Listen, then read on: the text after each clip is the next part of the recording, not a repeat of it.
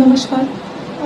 विनोद सिंह विधायक जी हैं, भाजपा से हैं। तो उन्होंने मेरे साथ रेप करने की कोशिश की है। मतलब कई दिन से वो मेरे पीछे कई महीनों से पड़े रहते थे। मुझे कई बार उन्होंने ऑफ़र किया फ़ोन कर के, और अपने उनके जो गनर हैं उनके धनंजय यादव, उनसे बुलवाते थे। धनंजय यादव हमेशा मुझसे कहते थे कि अगर आप सर की बात नहीं मानेंगी, नहीं जाएँगी, तो मैं आपकी बेटी का या आपका मैं सामूहिक बलात्कार करवा दूँगा। मेरी बेटी मात्र 10 साल की है, तो उसके कारण मुझे जाना पड़ता था, करना पड़ता था कि एसिड का डर मुझे अपने से ज़्यादा अपनी बेटी के लिए लगता था।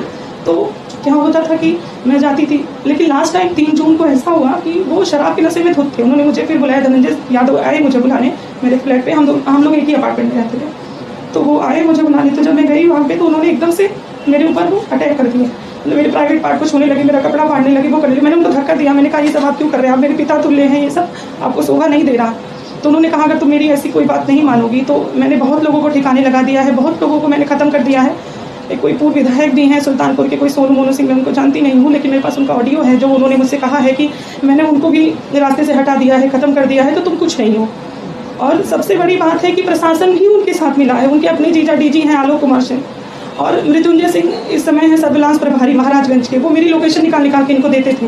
विक्रम सिंह है थाना प्रभारी हजरतगंज, इंस्पेक्टर है वो वहाँ पे। मैंने कई बार उनसे शिकायत करने की कोशिश की, लेकिन उन्होंने मेरी नहीं सुनी। तो 4 तारीख की बात है कि उन्होंने कम से कम 12-15 आदमियों को जो मानसिक रूप से अपराधी हैं, वो उन्होंने मेरे पीछे लगा दिए कि इसके ऊपर एसिड डाल दो, इसके पति को और इसकी बेटी को मतलब हटा दो रास्ते से, मार दो। तो मैं आनंद में मैं यहाँ आई, और 4 तारीख से मैं दिल्ली में हूँ।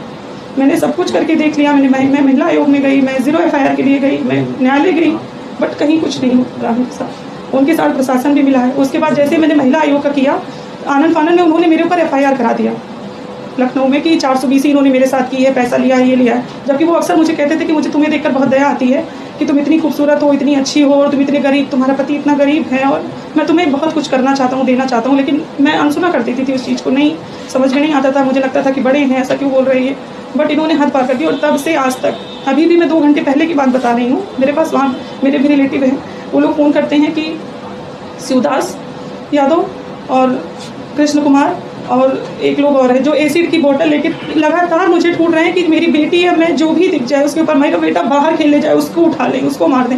मतलब मैं कहीं भी निकल नहीं पा रही हूँ, ना मैं इनकम और सोर्स मेरा ख़त्म हो गया है, मैं कहीं नहीं आ जा सकती हूँ। मेरा बेटा 4-5 दिन से बीमार है, लेकिन मैं डॉक्टर के पास नहीं जा सकती। मेरी बेटी का स्कूल ख़राब हो रहा है इसी डर से कि कुछ भी हो सकता है, क्योंकि ये मौजूदा विधायक है तो इनकी सुनवाई ज़्यादा है, मेरी कुछ नहीं है। प्रशासन इनके साथ